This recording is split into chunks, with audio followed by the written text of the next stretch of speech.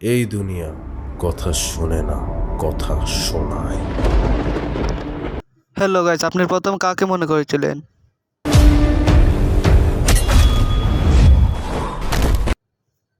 সেই রকম অ্যাকশন একটা নাটক।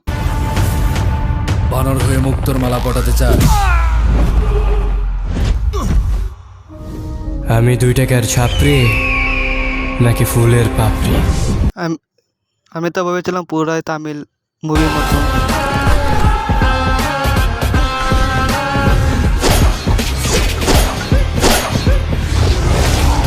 ও সেরকম একটা অ্যাকশন ফিল্ম।